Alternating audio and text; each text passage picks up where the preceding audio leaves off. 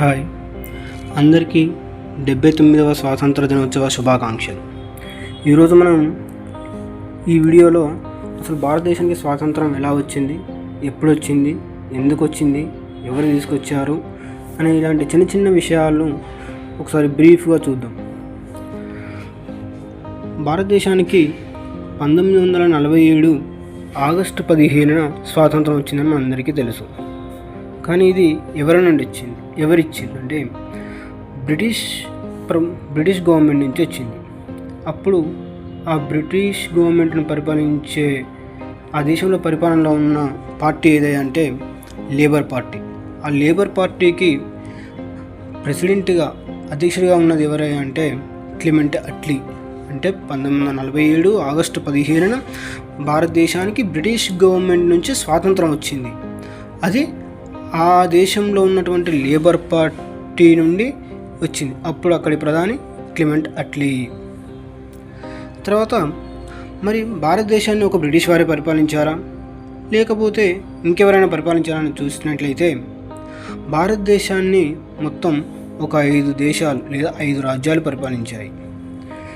అంటే మన లోకల్ రాజ్యాలు సంస్థానాలు కాకుండా మిగతా ఐరోపా రాజ్యాలు ఏంటి అయ్యి అంటే మొట్టమొదటిగా వచ్చి పరిపాలించిన వారు అంటే ఆక్యుపై చేసుకున్నవారు పోర్చుగీస్ వారు, సెకండ్ డచ్ వారు, థర్డ్ బ్రిటిష్ వారు, ఫోర్త్ డెన్మార్క్ వారు, ఫిఫ్త్ ఫ్రెంచ్ వారు. అంటే 5 దేశాల వారి చేత మన భారతదేశం పరిపాలించబడింది. అంటే 5 దేశాల వారి కింద మన భారతదేశం బానిసలుగా ఉంది.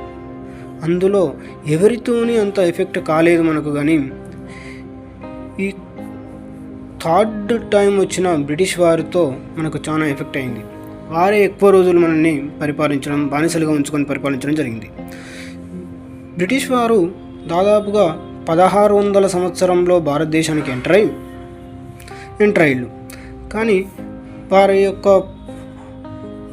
వ్యాపారం బాగా జరగాలి, వారి యొక్క బిజినెస్ బాగుండాలని చెప్పేసి వాళ్ళు 1608లో ఈస్ట్ ఇండియా కంపెనీ ఈఐసి అనే ఈస్ట్ ఇండియా కంపెనీ అనే ఒక కంపెనీని ప్రారంభించుకొని వారి యొక్క వ్యాపారాన్ని సులువుగా చేసుకోవడానికి ఇది ఎంతో సహాయపడింది. అలాగే వీళ్ళు ఈస్ట్ ఇండియా కంపెనీని ప్రారంభించి వారి వ్యాపారాన్ని చేసుకుంటున్నప్పుడు వీరికి పూర్తి స్వాతంత్రం కానీ పూర్తి హక్కులు భారతదేశం మీద రాలేదు. అప్పటికే మనం లోకల్గా పరిపాలిస్తున్నటువంటి స్వతంత్ర రాజ్యాలు వారికి అవకాశాన్ని కల్పించలేదు. కానీ ఒకానొక టైంలో 1757 సంవత్సరంలో బ్రిటిష్ వారు ఒక యుద్ధం చేశారు. 1757లో ప్లాసీ యుద్ధం అని ఒక యుద్ధం చేశారు. ఆ యుద్ధంలో వాళ్ళు పైచేయి సాధించి పూర్తిగా భారతదేశం పైన పూర్తిగా ఆధిపత్యాన్ని చెలాయించడానికి వారికి ఈ యుద్ధం ఎంతగానో సహాయపడింది. అలాగే వీరు 1757 నుండి ఆల్మోస్ట్ మన స్వాతంత్రం వచ్చేంత వరకు అంటే 1947 వరకు కూడా మనల్ని బానిసలుగా చేసుకొని పూర్తి ఆధిపత్యంతో అధికారాన్ని చెలాయించడం జరిగింది. దాదాపుగా ఒక 200 సంవత్సరాలు వీరు మనల్ని బానిసలుగా చేసుకొని పరిపాలించారు. అయితే 1947 ఆగస్టు 15న మనకు స్వాతంత్రం వచ్చింది. మరి విభజన జరిగిందన్నారు కదా, అంటే ఇప్పుడున్న బ్రిటిష్ ఆధిపత్యంలో ఉన్న ఆ ప్రాంతాన్ని పాకిస్తాన్ మరియు భారతదేశాలుగా 2 దేశాలుగా విభజించడం జరిగింది. పాకిస్తాన్ ఏమో ఆగస్టు 14న వారి యొక్క స్వాతంత్ర దినోత్సవాన్ని సెలబ్రేట్ చేసుకుంటుంది. అలాగే భారతదేశం మనమేమో ఆగస్టు 15న సెలబ్రేట్ చేసుకుంటున్నాం. అయితే 1757లో జరిగిన ఈ ప్లాసీ యుద్ధమే వారికి పూర్తి ఆధిపత్యాన్ని, అధికారాన్ని అంటగట్టిందని చెప్పవచ్చు. పూర్తిగా పన్నులు వసూలు చేసే అధికారం కానీ పూర్తిగా దేశాన్ని పరిపాలించే అధికారం ఈ 1857 ప్లాసీ యుద్ధం ద్వారా వారికి సంక్రమించింది. అయితే మన స్వాతంత్ర సమరయోధులు ఎందరో వీరికి వ్యతిరేకంగా పోరాడి ప్రాణాలకు సైతం లెక్క చేయకుండా బ్రిటిష్ వారికి వ్యతిరేకంగా పోరాడి మొట్టమొదటిసారిగా దేశం మొత్తం ఏకమై బ్రిటిష్ వారి యొక్క ఆగడాలను భరించలేక వారికి వ్యతిరేకంగా ఎలాగైనా పోరాడాలని చెప్పేసి 1857 మే 10లో చాలా ఇంపార్టెంట్ డేట్ ఇది. 1857 మే 10లో ఒక మహత్తర తిరుగుబాటు చేశారు. సిపాయిలందరూ కలిసి ఇందులో మెయిన్గా ఇన్వాల్వ్ అయ్యారు కాబట్టి దీనిని 1857 సిపాయిల తిరుగుబాటుగా కూడా చెప్పుకుంటారు. ఇందులో మెయిన్గా సిపాయిల తిరుగుబాటు హీరోగా చెప్పుకోవాల్సిన ఒక వ్యక్తి ఉన్నాడు, అతనే మంగల్ పాండే. అతను పోరాటం చేసినప్పుడు అతని యొక్క వయసు కేవలం 29 సంవత్సరాలు మాత్రమే.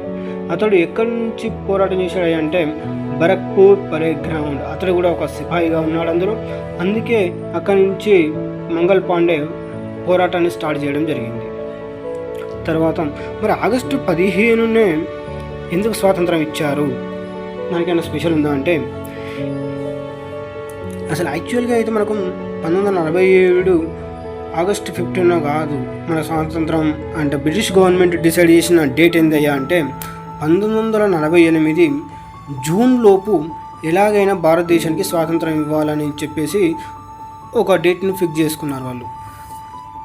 అయితే బ్రిటిష్ ఇండియా లాస్ట్ గవర్నర్ అయినటువంటి మౌంట్ బాటన్ ఏం చేసిందంటే ఈ 1948 జూన్ కాకుండా అంతకన్నా ముందే స్వాతంత్రాన్ని ఇవ్వాలని చెప్పేసి ఇతను ఆగస్టు 15ను ఒక డేట్గా ఫిక్స్ చేసిండు. ఎందుకంటే ఆగస్టు 15న అప్పుడు రెండవ ప్రపంచ యుద్ధం జరుగుతున్న టైంలో ఆగస్టు 15నే జపాన్ రెండవ ప్రపంచ యుద్ధంలో బ్రిటిష్ వారికి లొంగిపోయింది. లొంగిపోయిన ఈ ఆగస్టు 15 డేట్ని బేస్ చేసుకొని మౌంట్ బాటన్ ఈ డేట్ అయితేనే మనం కొంచెం అనుకూలంగా ఉంటుంది, ఈ డేట్ మనకు చరిత్రలో మిగిలిపోతుందని చెప్పేసి ఆగస్టు 15, 1947ను భారతదేశ స్వాతంత్ర డేట్గా ప్రకటించాలని చెప్పేసి బ్రిటిష్ గవర్నమెంట్కి రిక్వెస్ట్ చేయడం జరిగింది. ఆ బ్రిటిష్ గవర్నమెంట్ కూడా ఆగస్టు 15నే భారతదేశానికి స్వాతంత్రం ఇద్దామని చెప్పేసి ఫిక్స్ అయింది. అంతకుముందు ఉన్నటువంటి 1948 జూన్ లోపు అనే డేట్ను మార్చి 1947 ఆగస్టు 15ను ఫిక్స్ చేయడం జరిగింది. తర్వాత ఆగస్టు 15న స్వాతంత్రం వచ్చిన తర్వాత ప్రతి సంవత్సరం ఆగస్టు 15న ఢిల్లీలోని ఎర్రకోట వద్ద మన దేశ ప్రధాని ఆ టైంలో ఎవరైతే ఉంటారో వారు ప్రతి సంవత్సరం కూడా ఢిల్లీలోని ఎర్రకోట వద్ద జాతీయ జెండాను ఎగురవేసి భారతదేశాన్ని ఉద్దేశించి ప్రసంగించడం జరుగుతుంది. ఇది కేవలం భారతదేశానికి స్వాతంత్రం ఎలా వచ్చింది, ఎవరి నుండి వచ్చింది, ఎప్పుడు వచ్చింది, ఎలా వచ్చింది అని ఒక బ్రీఫ్ ఇంట్రడక్షన్ కోసం మాత్రమే ఇది చేయడం జరిగింది. ఇంకా చెప్పుకోవాలంటే ఒక్క వీడియో 2 వీడియోలతో ఇది సరిపోదు. Thank you everyone.